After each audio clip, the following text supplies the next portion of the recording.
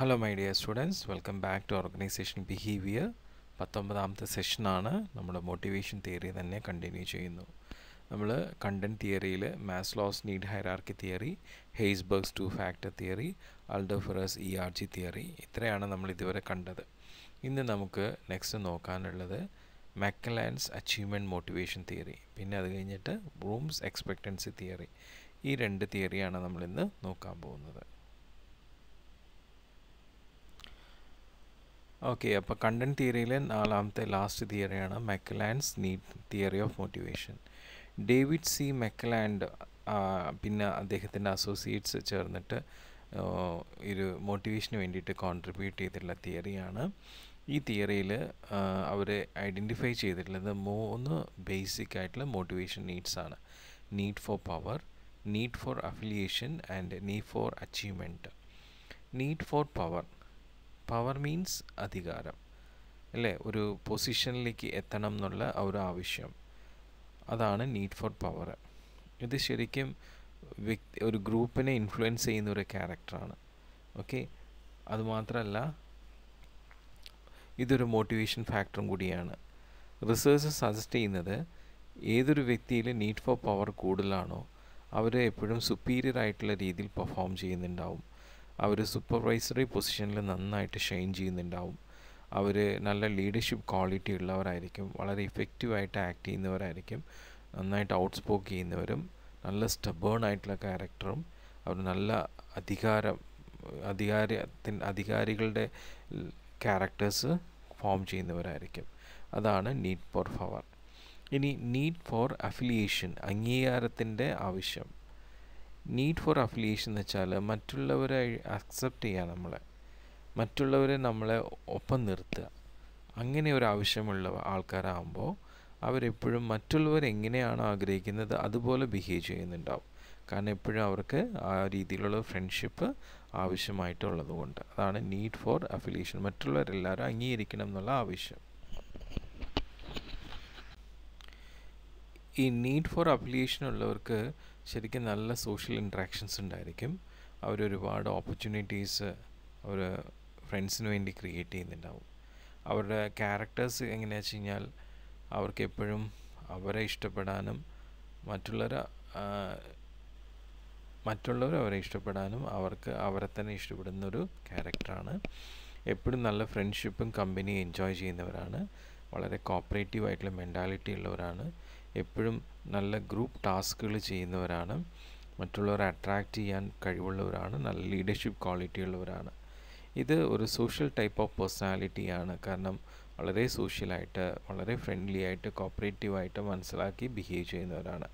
So ഒരു വ്യക്തി high motivation four power and affiliation, need for power, need for affiliation രണ്ടും കൂടി ഉള്ളവരാണെങ്കിൽ അവർക്ക് നല്ല മാനേജേഴ്സ് ആവാനായിട്ട് പറ്റുമെന്നാണ് പറയുന്നത്. പിന്നെ നീഡ് ഫോർ അച്ചീവ്മെൻറ്റ്, നമ്മൾ എന്തെങ്കിലും സാധിക്കണം എന്നുള്ള ആവശ്യമുള്ളവർ, അവരെപ്പോഴും വളരെ അംബീഷ്യസ് ആയിരിക്കും.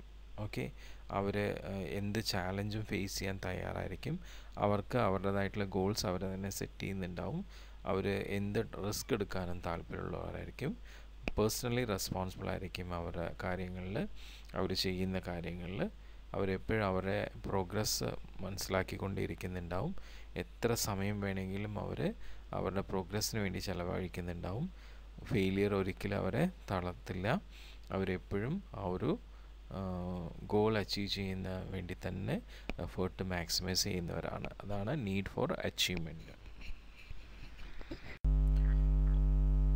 ഓക്കെ, നമ്മൾ ഇപ്പോൾ കണ്ടന്റ് തിയറിയിൽ 4 തിയറീസ് ഓൾറെഡി കണ്ടു. ഇനി നെക്സ്റ്റ് നമ്മൾ പ്രോസസ് തിയറി ഓഫ് മോട്ടിവേഷനാണ് കാണുന്നത്. ഈ പ്രോസസ് തിയറി എന്താ പറയുന്നത് വെച്ചാൽ മോട്ടിവേഷൻ ഒരു പ്രക്രിയയായി എങ്ങനെ ഫോം ചെയ്യുന്നു, അതാണ് പ്രോസസ് തിയറി എക്സ്പ്ലെയിൻ ചെയ്യുന്നത്. കണ്ടന്റ് തിയറിയിൽ ഒരു മോട്ടിവേഷൻ്റെ പിന്നാലെയുള്ള കണ്ടന്റ് എന്താണെന്നാണ് മനസ്സിലാക്കി തന്നിരുന്നത്. പക്ഷേ പ്രോസസ് തിയറിയിൽ മോട്ടിവേഷൻ ഒരു പ്രോസസ്സാണ്, ഓരോരുത്തരും ബിഹേവ് ചെയ്യുന്നത്, മോട്ടിവേറ്റഡ് ആവാനായിട്ട് ബിഹേവ് ചെയ്യുന്നത്, ഓരോ ആവശ്യങ്ങൾ നിറവേറ്റുന്നതും അവർ സാറ്റിസ്ഫൈ ചെയ്യുന്നതും ഏത് പ്രക്രിയയിലൂടെയാണ് ഫോം ചെയ്യുന്നത്, അതാണ് പ്രോസസ് തിയറി എക്സ്പ്ലെയിൻ ചെയ്യുന്നത്. സോ അതിൽ വളരെ പ്രഗത്ഭമായിട്ടുള്ള 2 തിയറീസ് ഇതിൽ വരുന്നുണ്ട്. Expectancy theory, equity theory. അത് കൂടാതെ 2 തിയറീസ് നമുക്ക് പഠിക്കാനുണ്ട്. അതിൽ ആദ്യം expectancy theory, that is rooms theory. Victor room എന്ന് പറഞ്ഞ ഒരു author, Yale school of management 1964 ഇദ്ദേഹം റൂംസ് തിയറി ഫോം ചെയ്തു. ഇദ്ദേഹം നമ്മുടെ മാസ്ലോ അതുപോലെ ഹെയ്സ്ബർഗ്സ് ഒക്കെ നീഡിനെ കുറിച്ചിട്ടുള്ള പ്രാധാന്യം മോട്ടിവേഷനിൽ പറഞ്ഞതിന് പ്രസക്തി കൊടുത്തില്ല. ഇദ്ദേഹം പ്രസക്തി കൊടുത്തത് ഔട്ട്കംസിനാണ്. അതായത് ഒരാൾ എന്തെങ്കിലും പെർഫോം ചെയ്യാനുള്ള ഒരു ടെൻഡൻസി കാണിക്കുമ്പോൾ ആ ടെൻഡൻസിയുടെ ഇൻറ്റൻസിറ്റി അയാൾ അത് പെർഫോം ചെയ്ത് കിട്ടുന്ന ആ ഒരു റിസൾട്ട്, ഔട്ട്കം, അതിൻ്റെ ആ എക്സ്പെക്റ്റൻസിയുടെ ഇൻറ്റൻസിറ്റി അനുസരിച്ചിട്ടാണ് എന്നാണ് പറയുന്നത്. ഓക്കെ, അതാണ് റൂംസ് തിയറി, എക്സ്പെക്റ്റൻസി തിയറി. അപ്പം ഒരാൾ പെർഫോം ചെയ്യുമ്പോൾ അയാൾ നോക്കിക്കാണുന്നത് അതിൻ്റെ ഔട്ട്കംസിനെയാണ്. ആ ഔട്ട്കംസിനെ 3 കാര്യങ്ങളാണ് ബന്ധപ്പെട്ട് കിടക്കുന്നത്: വാലൻസ്, എക്സ്പെക്റ്റൻസി ആൻഡ് ഇൻസ്ട്രുമെൻറ്റാലിറ്റി. അതുകൊണ്ടാണ് VEI തിയറി എന്ന് കൂടി ഇതിനെ പറയാറുണ്ട്. അപ്പോൾ അതിൽ വാലൻസ് എന്ന് പറയുന്നത് ആ ഔട്ട്കമ്മിന് അയാൾ കൊടുക്കുന്ന വാല്യൂ. ഓക്കെ, എക്സ്പെക്റ്റൻസി എന്ന് പറയുന്നത് അയാളുടെ എക്സ്പെക്റ്റഡ് പെർഫോമൻസ്, ഇൻസ്ട്രുമെൻറ്റാലിറ്റി എന്ന് പറയുന്നത് അയാളുടെ ആ പെർഫോമൻസിനുള്ള വിശ്വാസം. ആ വാലൻസ്, എക്സ്പെക്റ്റൻസി, അപ്പോൾ വാലൻസ് ഇൻറ്റു എക്സ്പെക്റ്റൻസി ഇൻറ്റു ഇൻസ്ട്രുമെൻറ്റാലിറ്റിയാണ് ഔട്ട്കം. അതാണ് ഇവിടെ പറയുന്നത്.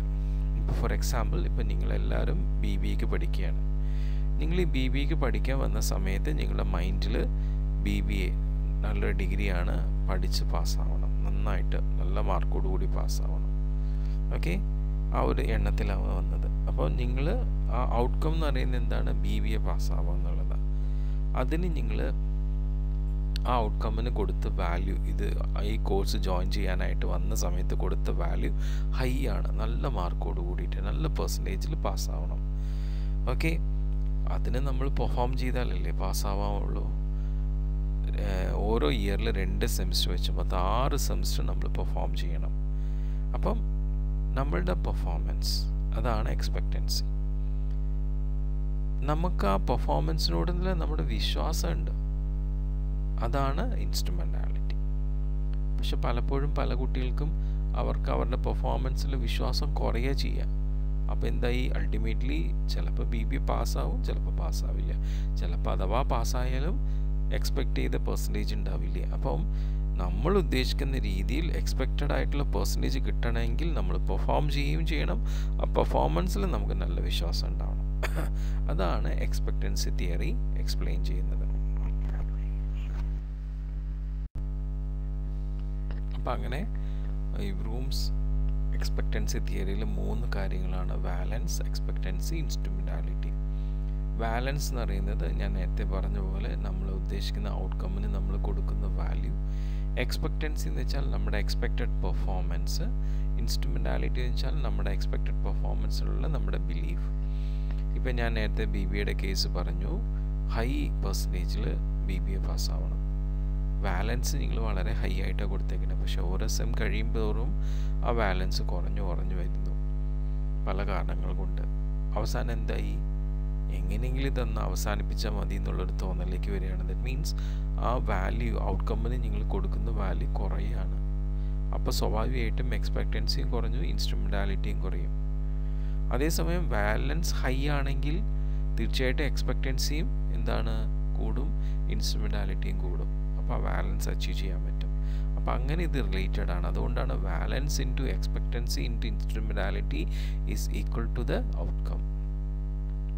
അപ്പോൾ ആ രീതിയിലാണ് നമ്മുടെ റൂംസ് എക്സ്പെക്റ്റൻസി തിയറി എക്സ്പ്ലെയിൻ ചെയ്തിട്ടുള്ളത്. ഈ ഒരു എക്സ്പെക്റ്റൻസി തിയറിയുടെ അഡ്വാൻറ്റേജ് എന്താ വെച്ച് കഴിഞ്ഞാൽ, ഇത് ഓരോ ആൾക്കാരുടെയും സെൽഫ് ഇൻട്രസ്റ്റിനെ ബേസ് ചെയ്തിട്ടാണ്. ഓക്കെ, ഇതാരും അങ്ങനെ ഒരാളെയും പറഞ്ഞു കൊടുക്കേണ്ടതല്ല, സ്വയമേ മനസ്സിലാക്കി എടുക്കേണ്ടതാണ്.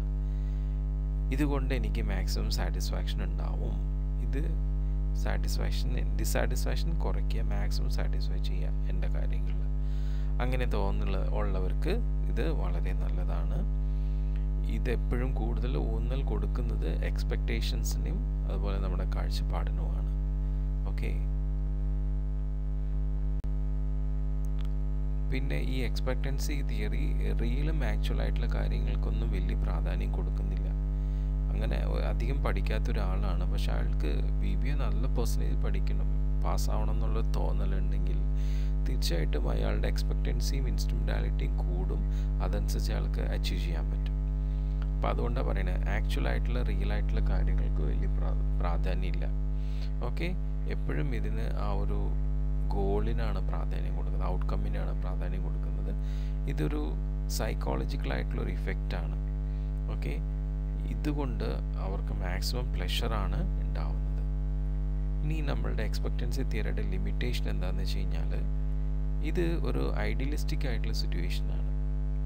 കുറച്ച് ആൾക്കാർക്ക് മാത്രമേ ഈ രീതിയിൽ അവരുടെ പെർഫോമൻസ് റിവാർഡ്സ് ഒക്കെ കോറിലേറ്റ് ചെയ്യാനായിട്ട് പറ്റുള്ളൂ. കാരണം പലപ്പോഴും കണ്ടിരിക്കുന്നത്, ഒരാളുടെ പെർഫോമൻസ് പ്രത്യേകിച്ച് ഒരു ഓർഗനൈസേഷനിലാണെങ്കിൽ അയാളുടെ പൊസിഷൻ, എഫേർട്ട്, റെസ്പോൺസിബിലിറ്റി, എഡ്യൂക്കേഷൻ ഇതുപോലെയുള്ള പാരാമീറ്റേഴ്സിനെ റിലേറ്റ് ചെയ്തിരിക്കുന്നതാണ്. അപ്പോൾ അതുകൊണ്ട് കണ്ണടച്ച് അയാൾക്ക് ഈ റൂംസ് എക്സ്പെക്റ്റൻസി തിയറി അനുസരിച്ച് ഔട്ട്കംസ് ഫോം ചെയ്യാൻ പറ്റില്ലെന്നാണ് പറയുന്നത്.